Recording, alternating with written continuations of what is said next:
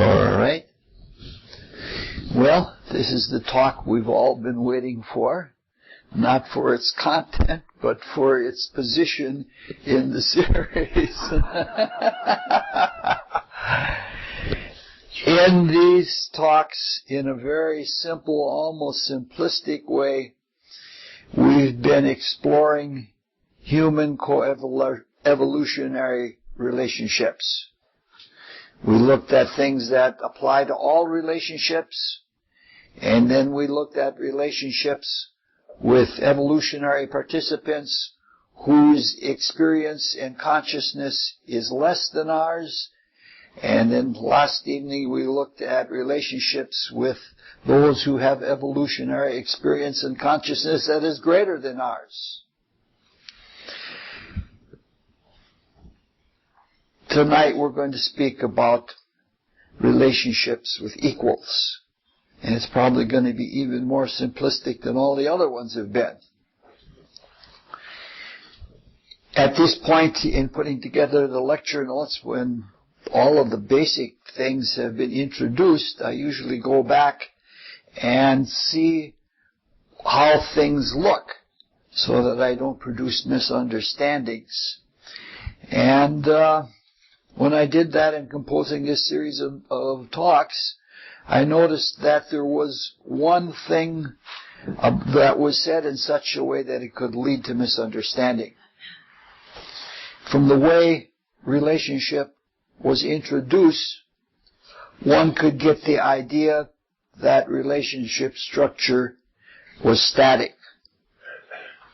At one time, in many societies, it was really static. And, for example, in ancient China, it was not only static, but it was codified. For example, there was a clear and strictly adhered to understanding of the relationship with the first brother to the second brother. How they addressed each other, what they spoke about, and things like that there was a convention for all of that. All of the filial relationships were defined, and it even extended to social and political relationship. That was a time when the racial and cultural spirits were more in control. It was important that people be brought the exact experiences that they need, and those in charge of them saw that they did that. And that was before there was much spiritual individuation. And along with spiritual individuation comes freedom. So things used to be something like that, but they are not that now. Now, individuation is accelerating, and the racial spirits, the cultural spirits, and the other things that guide us are falling back. In some cases, I even think it is by intention. We've had several instances in the last, 10 or 15 years that indicate that. For example, we had the Yugoslavia fell apart. And some of the countries, like Serbia, wanted to remain in a racial status.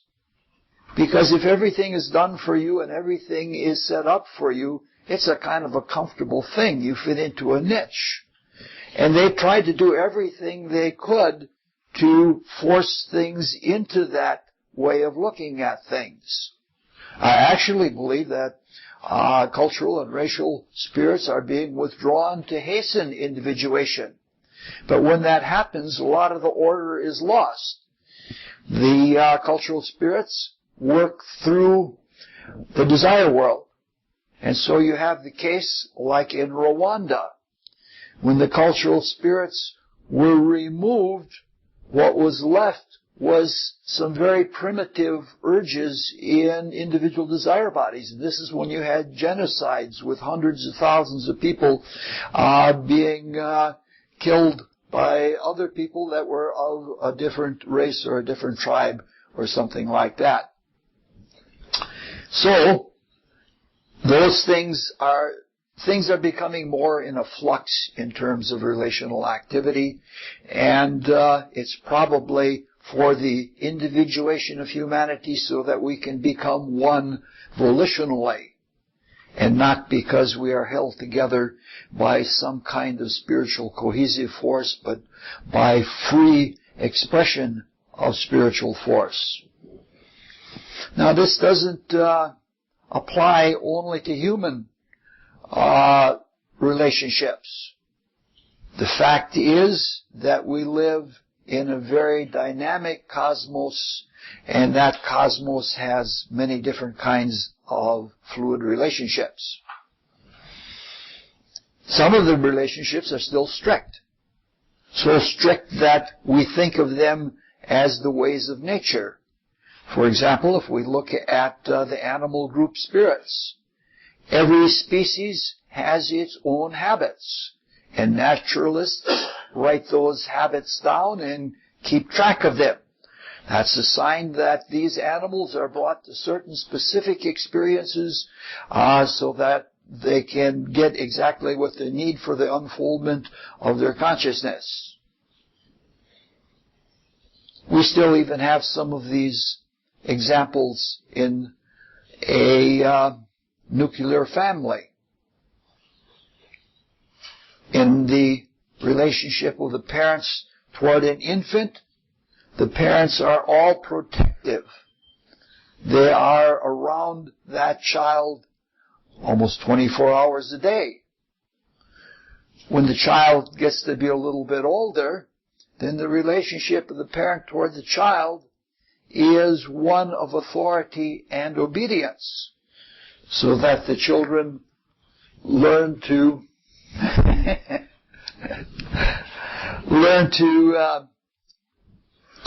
be obedient and have built into their developing etheric nature. They get the build-in habits so that when it comes to puberty, that they can get through puberty without too much psychological scar tissue. And when they do get to be come of age, and when they do reach puberty, trying to be authoritative will have disastrous results, and the relationship has to switch, and it has to be a relationship that is much more of a counseling relationship than trying to lay down the law with authority. So all the parties have to change, and all of the parties are changing, and relationships are not static things. I grew up in a very unusual situation. My father tried to be static, but he couldn't. My father had the sun in Scorpio, and he was brought up by very strict parents because he had been an orphan. And if somebody's not your kid, and it's just an orphan kid that you're bringing up, you can be a little more strict with him. And they'd give him oatmeal in the morning, and if the oatmeal was lumpy and he wouldn't eat it, when it come to be lunchtime, he'd look down and there was the oatmeal, and that oatmeal was put before him until he ate it, even if it went bad. It was that kind of a thing. And it took in my father because he had Saturn in the 10th house, and he wanted the father-son relation to be like the Chinese relationship type. If I heard it once, I heard it maybe 40 or 50 times in my life.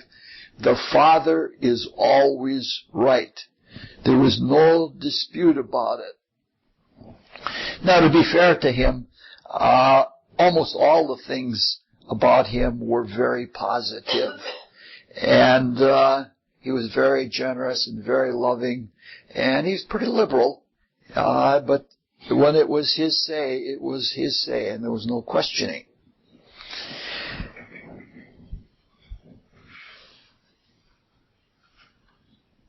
It isn't only in family matters that rigidity used to be that strict.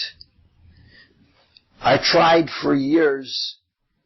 After I began to waken up, I tried for years to convert our relationship from father-son to friendship, that we were equals, and it didn't take, and it didn't take. And finally, when he began to get older and had needs and couldn't do things the way he did before, he came around. And by the end of life, he was my friend. And it was a very wonderful thing to go through. However, I must say that from time to time he would still refer to me as the kid. But that probably was good too, because it chewed away at some of my pride. By definition, evolution means change. And for creatures, as being different from creators, it means voluntary change for the creators. As Christian mystical aspirants, we must be willing and eager to exceed what is demanded by the law. Because in that way, we do everything in life, including the things that are mandatory, the things that we have to do, we can do them by voluntary action, by going the extra mile, because we are free in doing it. That's sort of what freedom means. Max Heindel said something to the effect that adaptation is one of the chief principles of evolution. So, relationships change. Some try to hold, and some slide along with the evolutionary pace. So it's not really a simple matter. I guess I got that whole business clear. We've been trying in a very different way to take the way that the Orphics looked at Zeus. The Orphics said that when Zeus had relationships with superiors, that related to one kind of activity in our inward spiritual consciousness in the exercises we do. And when Zeus had relationships with humans, that related to, they were his inferiors, that related to another way that we develop our consciousness inside of us. We looked at those in previous occasions, and tonight we'll look at Zeus's relationships with equals and how they relate to our relationships with equals. Zeus came from a big family, and he had cordial relationships with all of his brothers and sisters. With his brothers, they were based on respect, and there was enough potency in each of them to demand respect. After he freed the entire family from the belly of his father Kronos, he became the ruling deity. But with respect to earth, he shared his reign. The seas and the oceans were all given rule to Poseidon. The underworld was given to his other brother, Hades. Tartarus was the underworld, and Hades was the ruler of it. But those are the brotherly relations. They were kept with comity, you might say. But there was no creation that came from them. The creation came with the sisters. Zeus had sexual relations with two equals, with two of his sisters, Demeter and Hera. Again, we're going to look very fragmentarily at all of these stories, or the little bits of stories that we're going to look at, because we just don't have time to really go into it. Being the demiurge, Zeus was the generator and fabricator of everything in concrete existence. From the world of concrete thought down through the desire world and the etheric subdivision of the physical, and right down to this chemical stuff.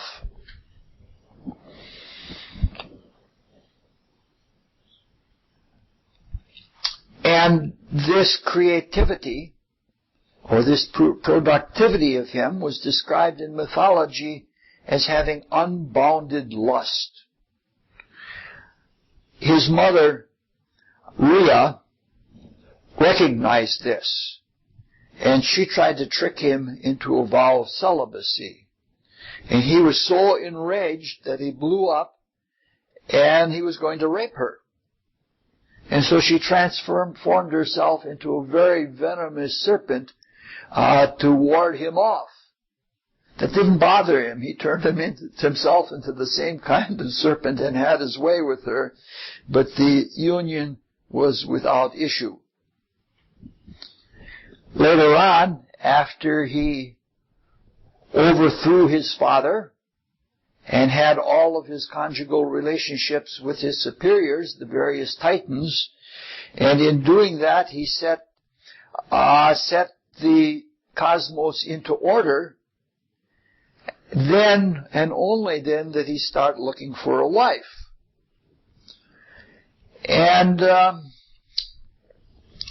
he sought out his sister Hera, who was extremely desirable to him. But she didn't want to have any part of him. And she just shunned him altogether. Then he got the idea. He knew that she was a sucker for taking care of things. So he turned himself into a bedraggled cuckoo and appeared... Anything goes in mythology. And what happened, the cuckoo appeared where Hera was, and she felt so sorry for it. She took it and she held it to her breast. And Zeus transformed himself into his true nature and united with her. And she was shamed. And she was so ashamed, and she was no longer a virgin, that she was forced into marrying him. And the wedding night lasted 300 years. Now she was the only one that could satisfy his lust. Only one. Everybody else left him, they couldn't do it. That's what polarity is like. When you have the perfect opposite pole to yourself, that's the only way that can neutralize each other. All right. There are different versions of the family, but the family of Zeus and Hera usually includes Hephaestus, who is the blacksmith god. Hebe and Ares are also children, and some of them say Eris. Hephaestus was the fabricator. Hebe was the goddess of youth, and she was sort of like a younger generation Earth Mother. Ares was a god of war, and his twin sister Eris was the goddess of strife. She started the fights and he fought them. So, these were the direct offspring of Zeus and Hera. Now, she was very jealous, and she tried to keep him away from all of his frolics. We talked about one of those episodes yesterday. Obviously, from even this little fragment about their life, we can see there are many, many interpretations and many meanings that are very important, but not within the intent of this talk, as unorganized as it is. It's clear that the offspring of their union represent things that have to do with the desire world. Strife and bellicosity and the desire for youth and all of those kinds of things. And so we can see that the projections through the mind are in the first generation into the desire world, as in this terrible diagram. Zeus was the demiurge. He focused from the region of ideational thought and he projected through the concrete mind everything that is in concrete existence. Now, this is not the part of the fragment that we're interested in. We're interested in the relationship just with his wife and sister, and we want to understand that relationship to understand how relationships with equals are accomplished or carried out.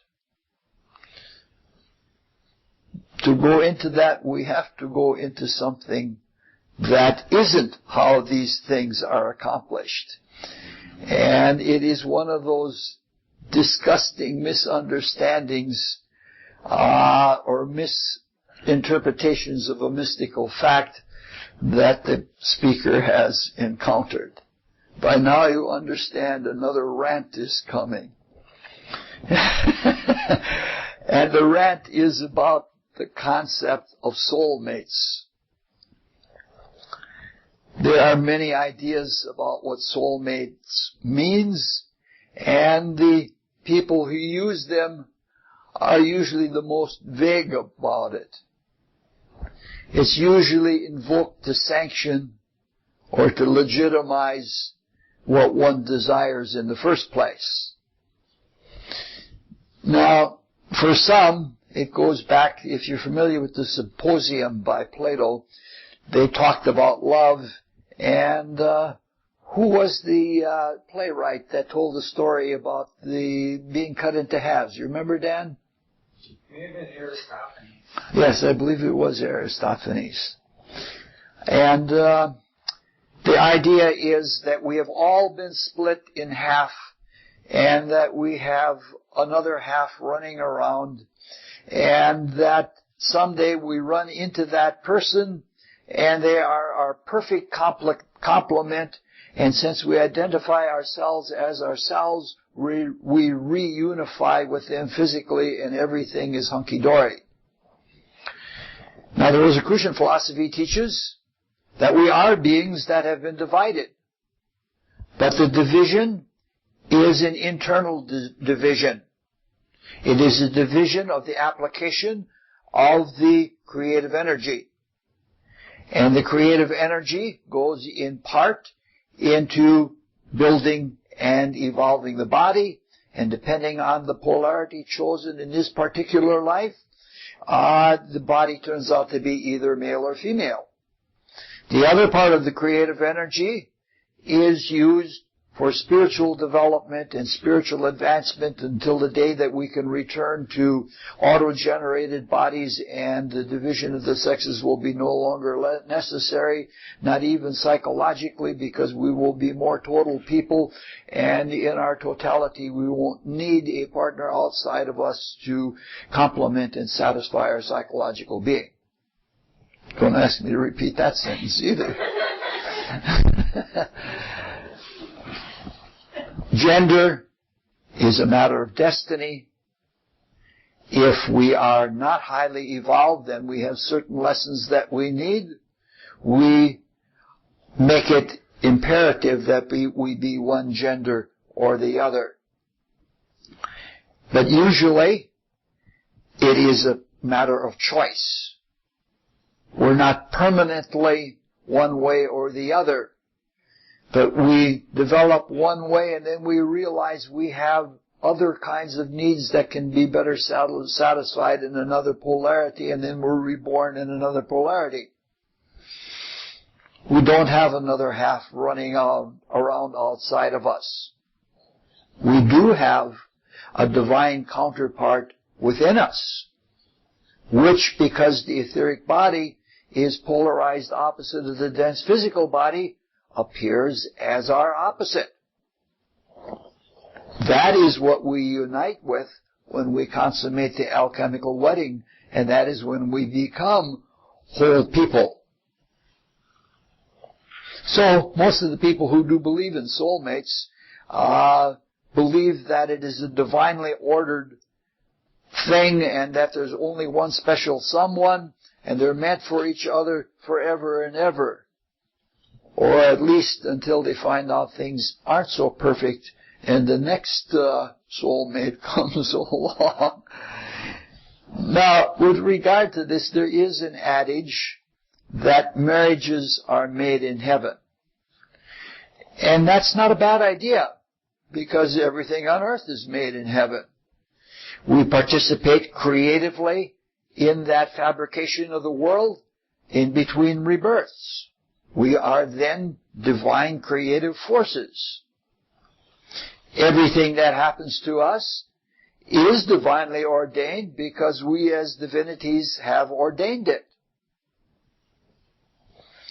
Sometimes in this work, we work very closely with other people. Our character, who we are with our idiosyncrasies and the general nature of our character, we don't build that in a vacuum. There is almost no one that makes their character, their unique being, by themselves alone. We need each other, and we build our character with regard to other people. So if we work very, very closely with each other over many lives, we build things together. And in some cases, the co-building is so strong that we can't unfold little idiosyncrasies in ourselves until we have the other person that helped us build it. We see this all the time in relationships. We have these routines that we have with other people, and we get into that, doing our partnership routine. So when we meet somebody like that, it is very, very important.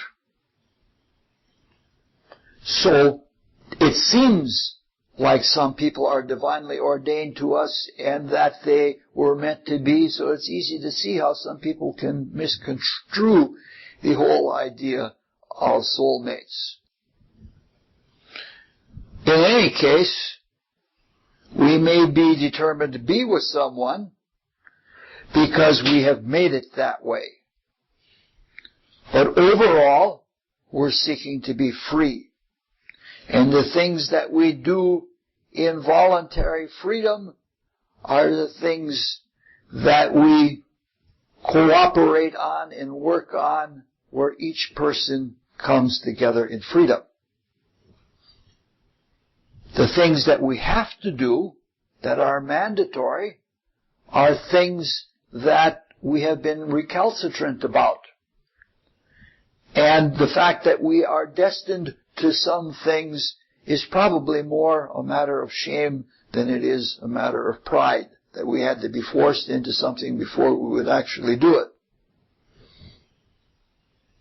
The universal spirit develops free beings, and all of the creative evolution is designed to bring the most out of us, so that when we have freedom without dependency. There's a big difference between dependence and independence and interdependence. Interdependence is voluntary. Independence is like a cancer. It takes away from the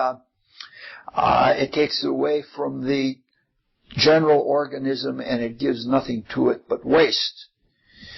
In independence, there is no flow between the individual and the rest of the cosmic participants. In dependence, we remain creatures and we have no freedoms. So interdependence is what we look for rather than dependence.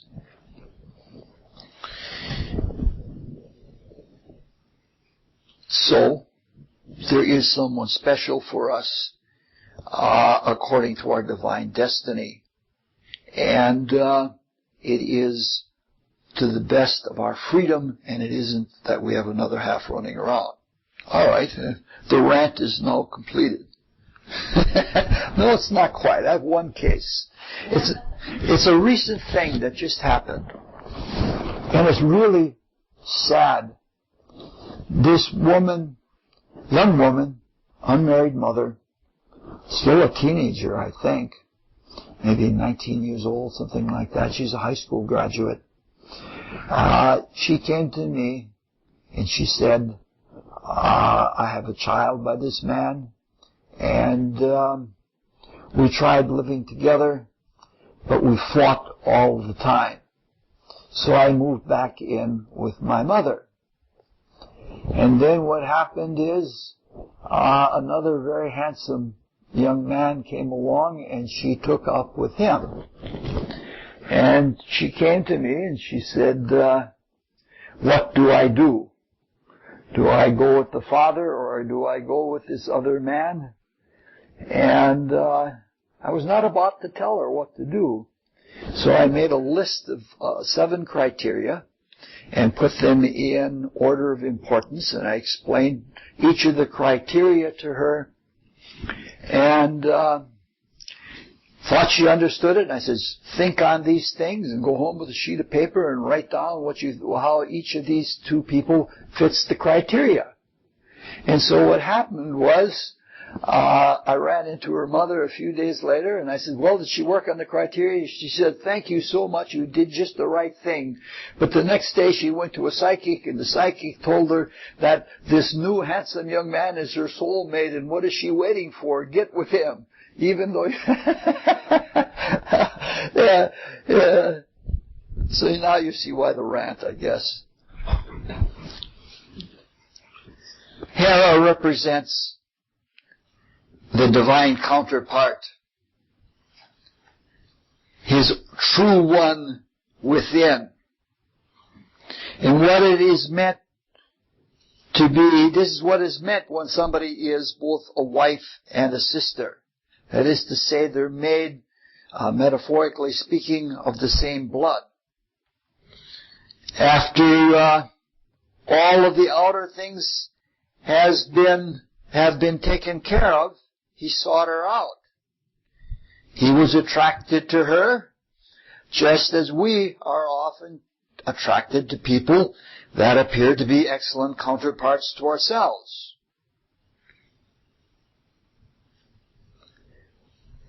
We aren't truly creative until we do complete the divine inner union. In all mythology, divine lovers are jealous of weakening distractions. Only the divine love can completely satisfy one. Someone without will never be able to do that. Now at this point, you're probably asking yourself, what does this have to do with coevolution? And to answer that, we'll turn to astrology. Now, in this talk, we're trying to look at relationships between coevolutionary equals. And in astrology, there are 3 houses which designate relationships and interactions with others as equals. They are, on the mandala, the 3rd house in Gemini, which is the relationship with brothers and sisters. The 7th house in Libra, which is the relationship in marriage. And the 11th house in Aquarius, which is the relationship of friendship. This is cosmological astrology. It applies somewhat to natal horoscopes and things like that, but we're talking more about an evolutionary astrology. So as we go forward through the zodiac, we arrive at greater and greater evolutionary ability, and in this case it means greater and greater freedom.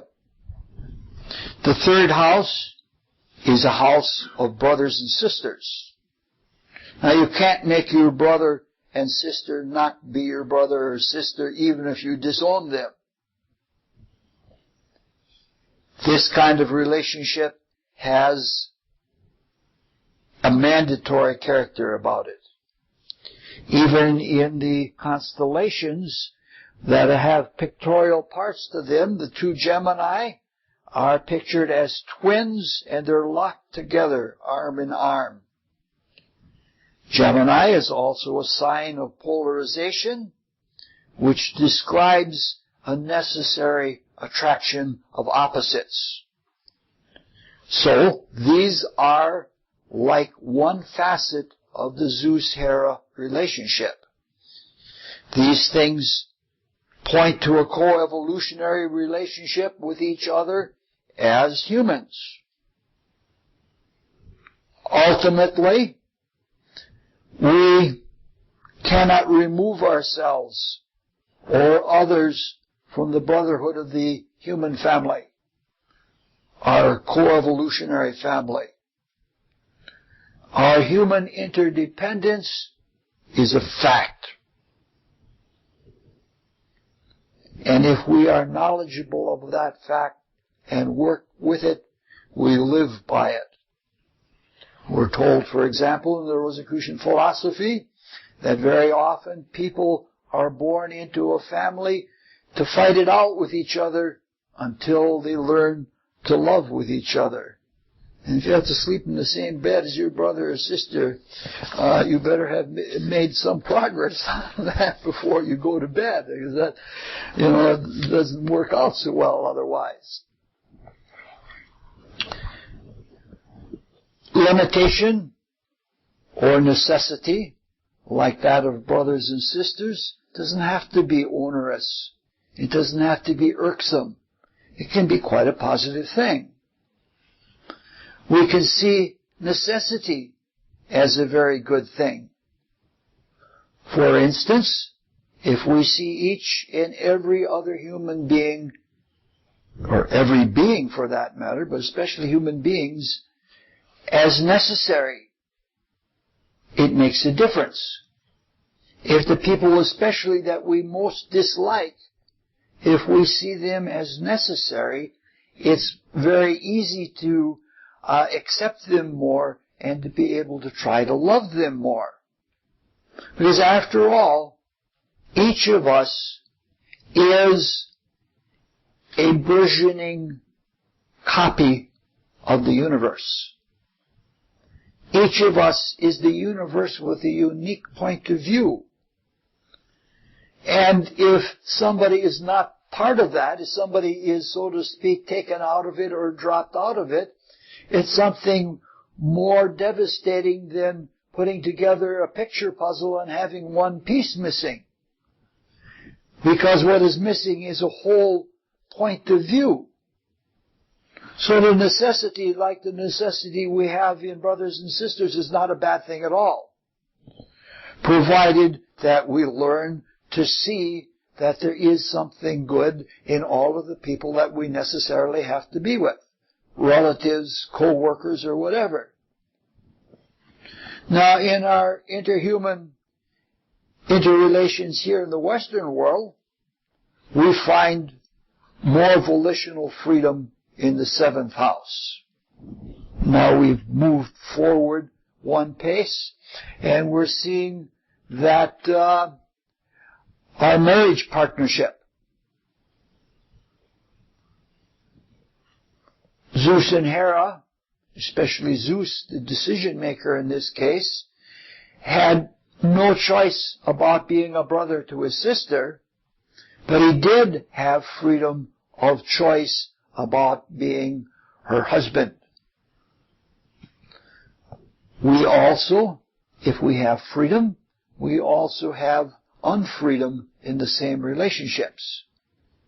Therefore, to sustain commitment with human beings being as shallow and fickle as we are, especially for the protection of human, we have to have something that holds things together. Libra has Venus as its rulership, and Capricorn is exalted there. And those two things point to the things that are used to bind commitment so things don't fall apart. We can't have children running all around the streets. There has to be a proper nest for them to grow up in. When we act on a choice, it is an action. And the moment we enter into an action, we come under the law of action, which is another name for cause and consequence, or for action and reaction. When and as we become self-conscious, we are free agents. But once we act, even in freedom, we're subject to the law. However, it is through the law that we come to know ourselves.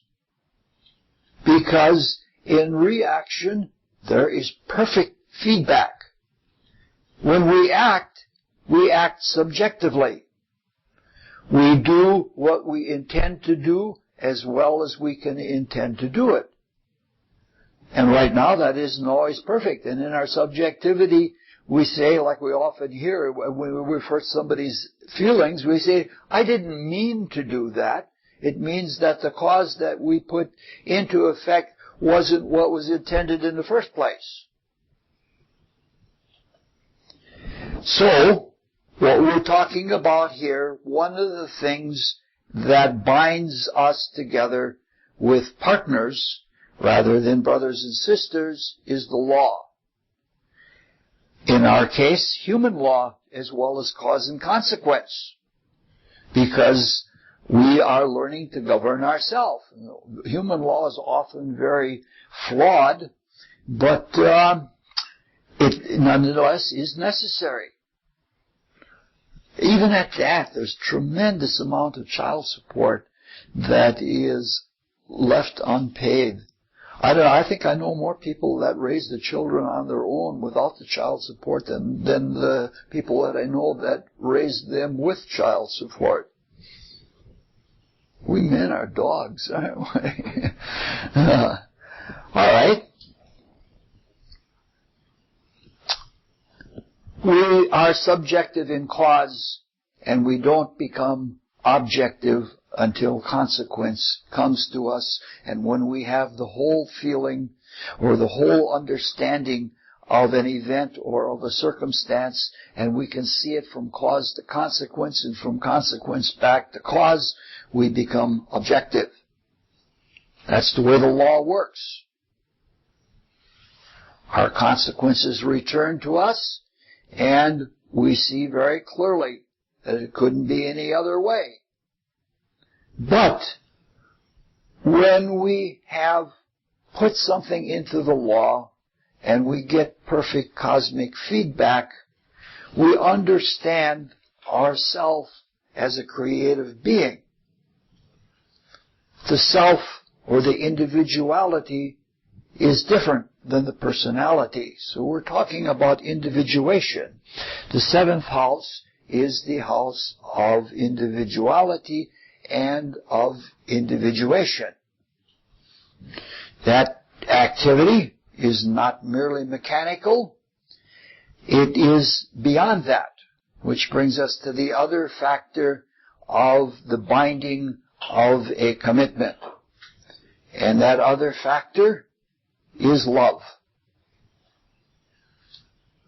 Through marriage or partnership, any kind of commitment that is true, we bind ourselves to the other person with love. The spouse, the partner, the counterpart, for us is the doorway to the individuality. Our partner is the way we learn to see ourselves. Our partner is the bride or groom of the alchemical wedding. If you think about it, when you're unmarried, you can do whatever you want to do. You're a free person. But it's not the same thing. You don't have that feedback from the partner. But when you get married, when you enter any kind of union where there is commitment, where there is psycho-spiritual intimacy, what happens is you are allowing the other person to have a say in most of the main things in life. If somebody can open your mail, or if they can make appointments for you, or if they can do any of those kinds of things, that softens you up. If they speak for you, and things don't work if you don't allow it, you learn to listen. And the more that we learn to listen to our partners, to our spouses, the easier it is to learn to listen to the alchemical partner. And so marriage is a very important thing in that it brings that about, that self-knowing. The self-knowing through loving someone else and having them bring out things in us that we would never know are in us. We don't just marry something that is like us. We marry someone that is going to bring things out of us. They represent us in an externalized way. So, this opens the way again to individuation. It opens us at the same time to loving each and every individual in the same way that we love our spouse. It's much more important to be attached to someone for complete intimacy and complete commitment than it is to reason with somebody or to have argument with them. When you actually feel your way into each other's life, that's a very important thing. Okay, well, these are very little things about co-relationships with, coevolutionary relationships with equals, as seen through Zeus and Hera. We'll get to the 11th house in Aquarius in just a few minutes, but for now we have to tie something up, loose ends that we have hanging, so to speak, which is ironically something too large to tie up. That's again another whole myth that I spent sometimes several lectures speaking on. We have the union of Zeus with his other sister Demeter. He had other sisters too, but Demeter is one that he had a union with. He never did with Hestia. This is a mythical fragment that I'd like to look at in a little bit differently. I'd like to look at it in terms of its outcome instead of its structure. Little is said about how the union between Zeus and Demeter was consummated. There are no clear stories about how it happened, but there is universal agreement about the outcome of it. The outcome of it was the daughter Kore, who some people know as Persephone. Zeus was protective of Demeter, and he was even jealous of her other lovers. And she had quite a few of them because she was the earth goddess, an earth goddess of fertility and productivity and things like that. In Rome she was called Ceres, which is where our word cereal comes from. Persephone, or Kore, when she was a young maid, was abducted by Hades, and she was taken into Tartarus, where she was installed as the queen of the dead.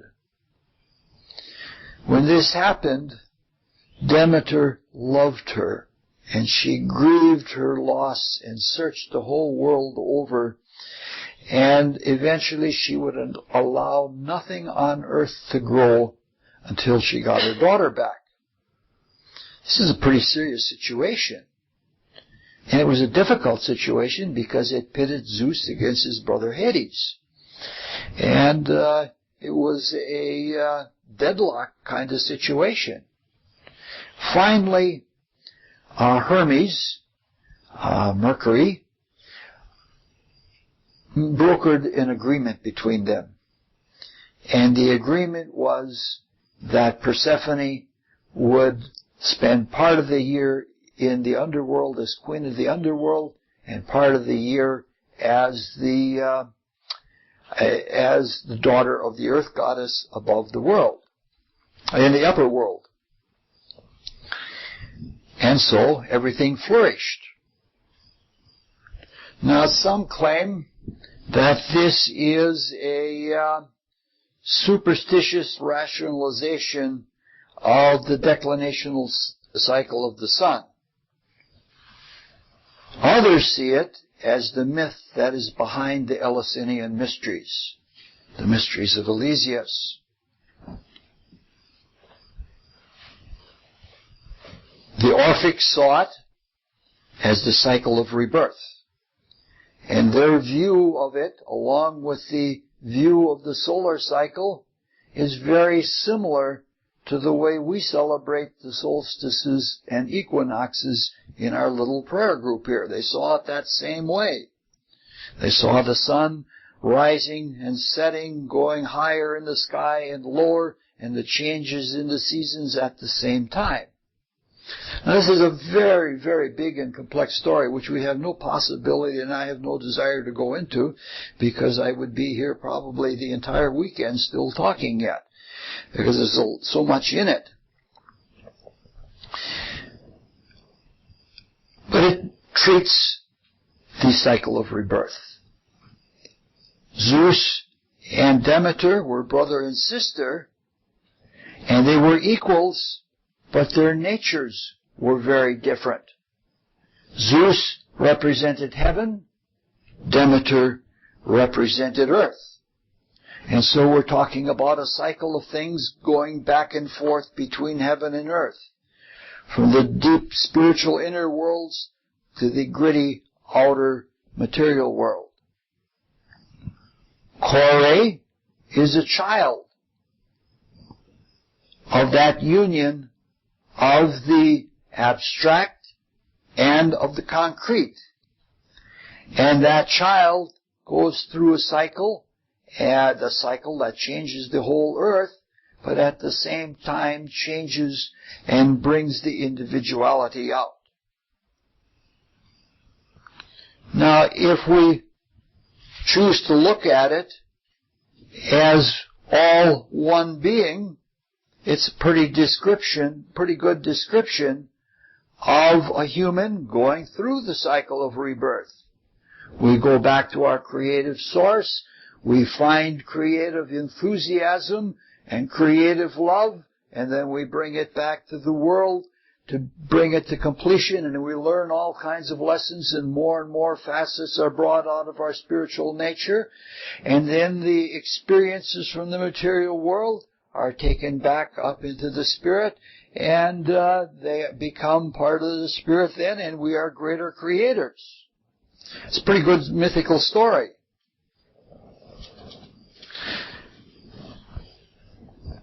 I don't know if I can really say much more than that, but I want to say a little bit more about relations with coevolutionary equals.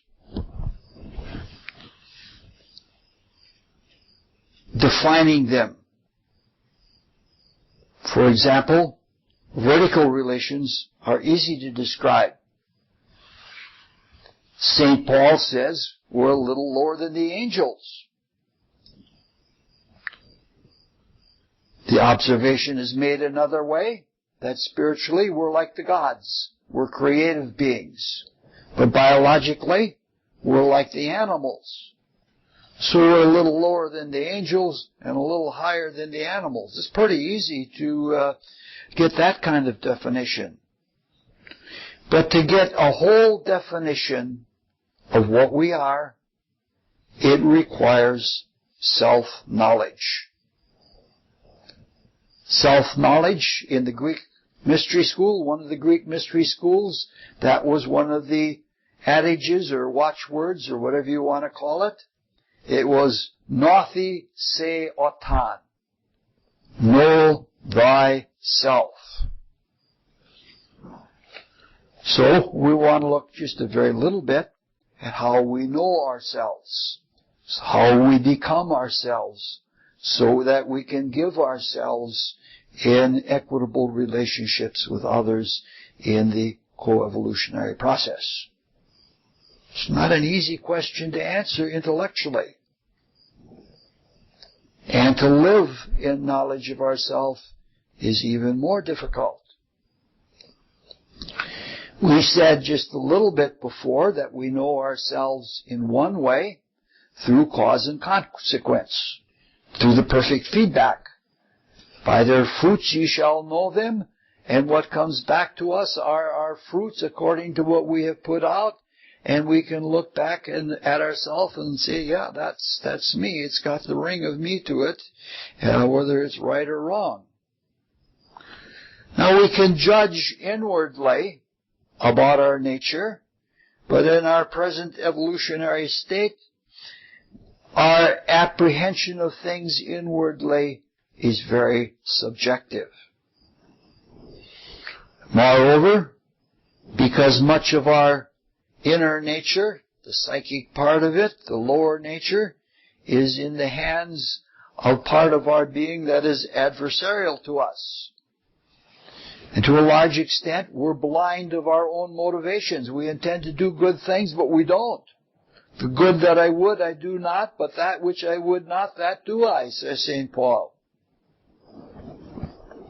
It would be nice if we had perpetual intuition and we could know all the while what we really were at heart or what we are in spirit, and that way we'd never get confused, and we would never put things in the hands of the lower nature, which is a pretender. So, this is a very difficult problem. How do we know ourselves and become ourselves? Even the attitudes we have about ourselves are the atmosphere in which the self develops. And they're problematic. Just think about it. We can't hate ourselves, because if we hate ourselves, we're not going to think well of ourselves, and we're not going to move forward in a healthy way. We're always going to be sickly beings. On the other hand, if we love ourselves, that's the classic definition of vanity. And the more we try to love ourselves, the more it increases the vanity. Love is supposed to come from us. Love is to go to others. It's not to come from ourselves to ourselves, which is something like a psycho-spiritual masturbation. So when you hear all these people talking, oh, you just have to love yourself. That sounds nice, but it doesn't find consonance with reality. Personally speaking, in this issue, I try to be cognizant of the fact that I am loved by God. And the fact that I'm loved by God and that ever so much is given to me as ever so much is given to every one of us seems to be more than sufficient. The love, just realizing the love that comes to us makes us want to do more. We feel good, we get enthusiasm. And it makes us want to love others more. We want others to feel the same way. I benefit from others loving me, and that makes me want to love others more. If we are loved from outside of ourselves, perhaps we can get to self-knowledge.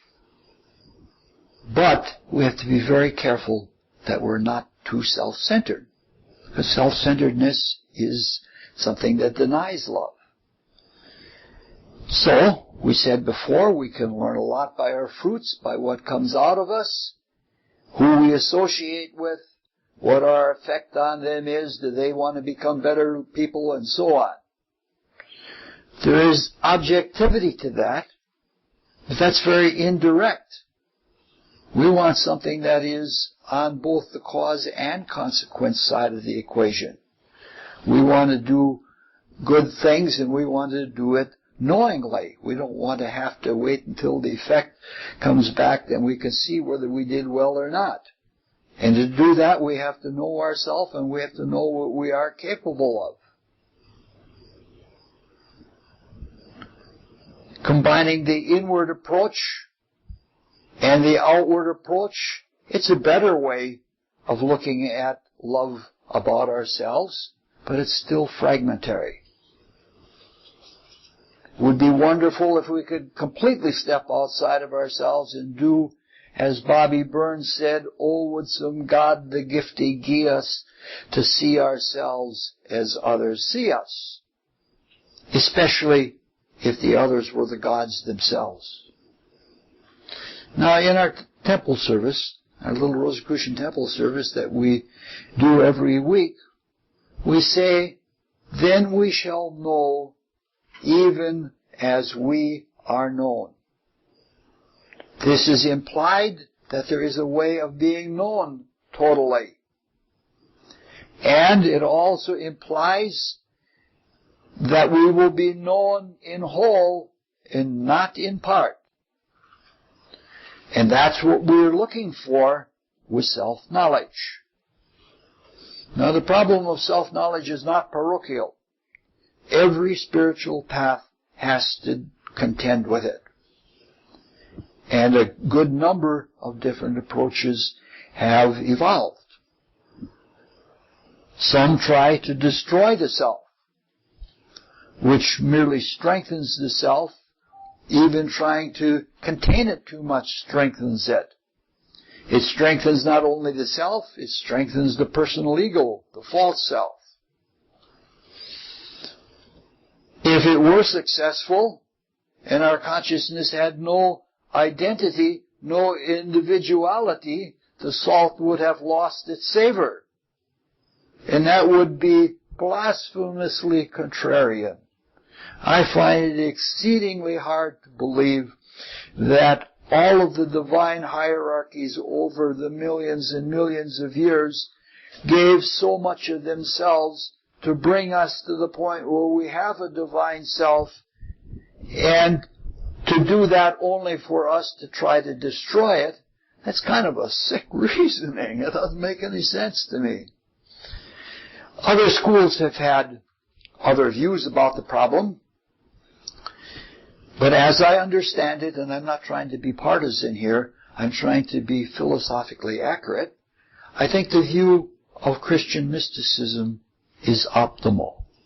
It may even be singular. According to the view of Christian mysticism, the self, the true spiritual ego, is an idea. It's a divinely conceived idea.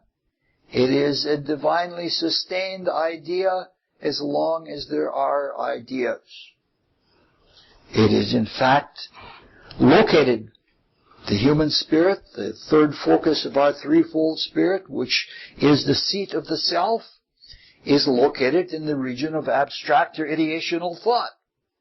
And there's nothing there but ideas.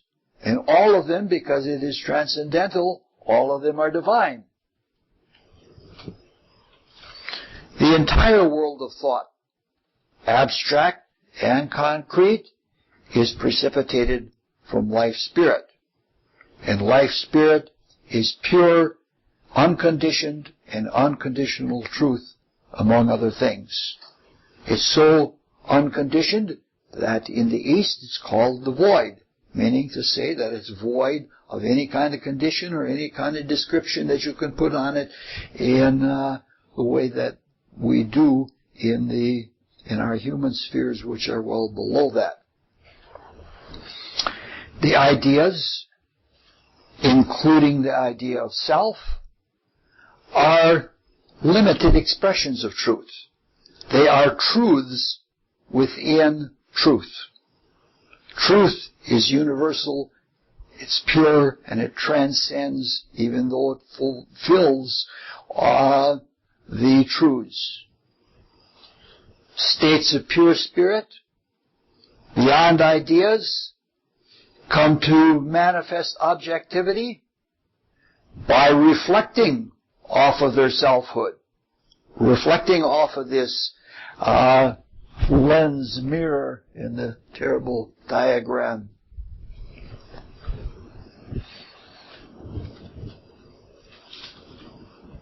So, these ideas, including the idea of self, are expressions of truth. States of pure truth transcend. Now, if we come from the other direction, at our highest, we are aware of ourself when we are awake in the idea of self, and that self is, as such, that self-awareness is called the baptism by the Holy Spirit. Though not all things that go by that name are that experience. But we are still within ourselves. Even when we have a baptism of the Holy Spirit, what is called Koepsel Samadhi in the East, when we are in that, we still have an individual point of view. And we're still within self. And in order to be the perfect loving beings we want to be able to get beyond self, beyond opinion, beyond viewpoint. We don't want to get rid of them because our viewpoints are important. Without our viewpoints, the universe suffers. Now, since the world of life spirit is the realm of Christ, to transcend self is to transcend to life spirit. And this can be done without destroying self. That is, we can be aware of our selfness and of all other selfnesses in the nature of, or in the being of the life spirit. Since the life spirit is the world of Christ, the process of transferring consciousness to the life spirit is called giving one's self to Christ. There is an image that goes back to the Exodus in the Old Testament of the Bible, and it was very common in the Greek mystery schools, and it's very helpful for getting a picture, provided you don't cling to the picture. If we imagine an ocean with no top, no bottom, no shore, but an ocean of fluidic, boundless love light. And then imagine an eddy or a whirlpool in that ocean. The eddy is an empty nothing. But at the same time that it is an empty nothing, it defines the ocean, which is otherwise boundless and undefined. This eddy, as it defines itself, defines the ocean to the ocean itself. It makes a difference of a being, a thing. All things were made by it. Within being, it is a real thing and illusory at the same time. Though the greater reality is obviously the ocean, our individuality is still a reality.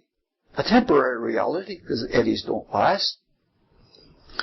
In this analogy, our waking self-consciousness, even if we are having a baptism of the Holy Spirit, or that kind of, which is called Koepsel Samadhi, our consciousness is in the whirlpool. And the deeper our concentration, the more defined the whirlpool is, and the more definite the reality that we have. We know this when we concentrate deeply. When we concentrate deeply, we set everything spinning. We can see it and feel it. We are in it. The process of giving oneself to Christ is changing the focus of attention from the whirlpool to the ocean, from the self to selfness. And our Our existence wouldn't be without the ocean, so this is possible. So when we see ourselves as others see us, when we know as we are known, when we are known perfectly and totally, it is changing that frame of reference or that point of reference.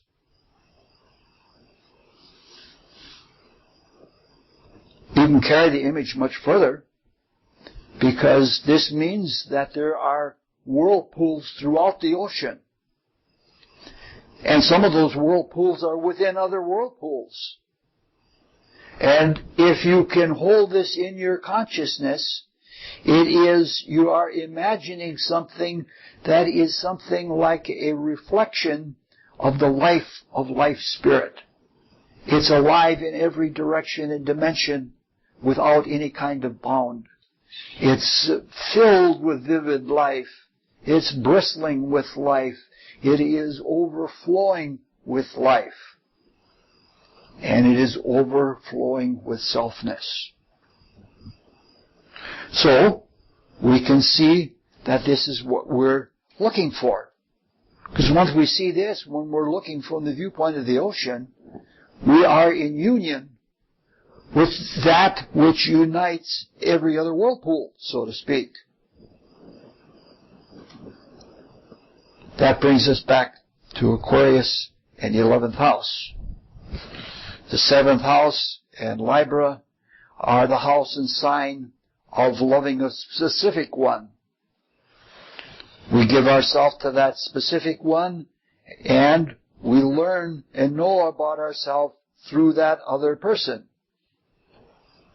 The 11th house and Aquarius are the house and sign that are universal. The infinite other. The light that is the light of knowing without even having a specific thing to know. And the knowing lovingly brings things into existence. And because it's unconditioned, it's unconditional. And we know that when we look at Aquarian ways of doing things. Friendship is Aquarian. And this is friendship for anyone and everyone. We have learned to love each specific one through the 7th house. Now we carry that to the love that is between all of the selves, and putting our consciousness in that, we automatically love everyone. That doesn't obviate having personal or individual relationships. They can exist within that greater love. We might have something very special to do with one whirlpool or another.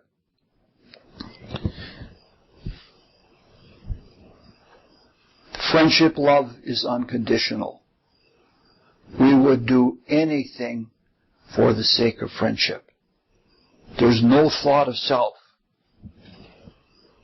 Of course, to do this is a difficult thing. Very, very few altruists exist in the world. And egoism runs rampant, and some people believe that egoism is what makes the world go. But little by little, we have to give up personal attachment and personal motivation, and we have to find it in others.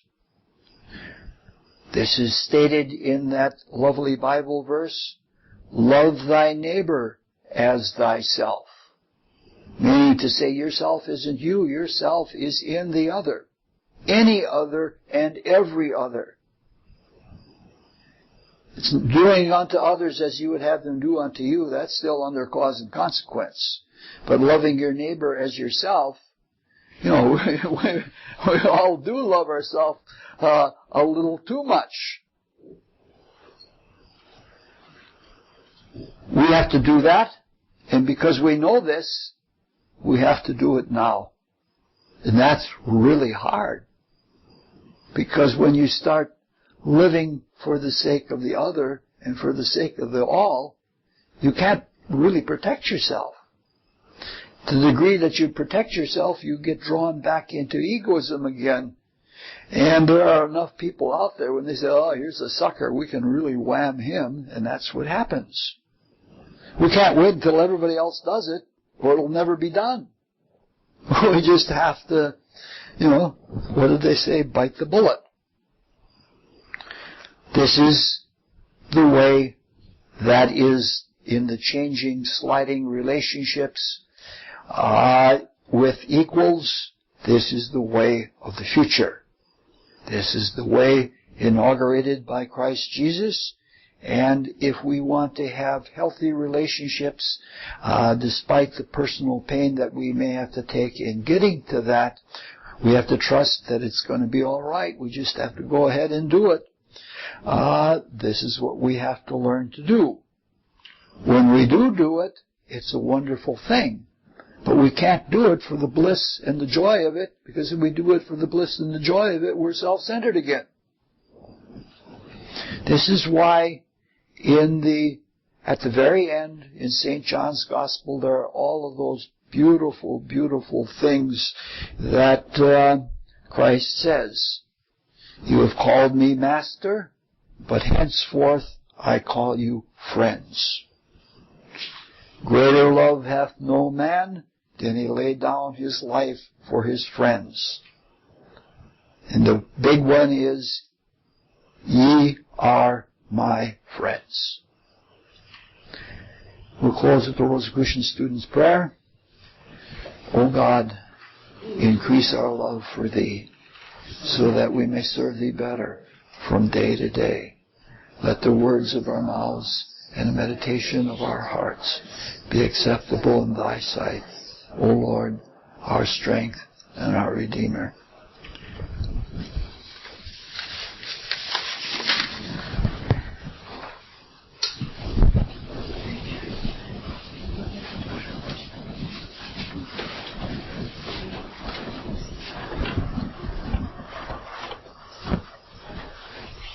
Probably a little more churchy than you were expecting. Not necessarily. The secret society we belong to does churchy things too. Okay.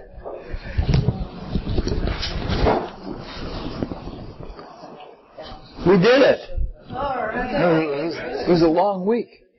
Thank you to the Father.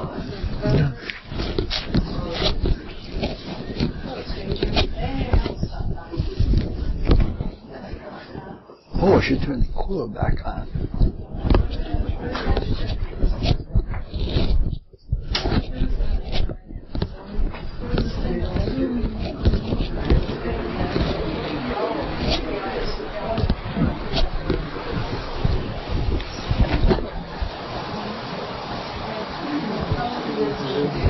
So I lost my best friend on the summer solstice, 47 years.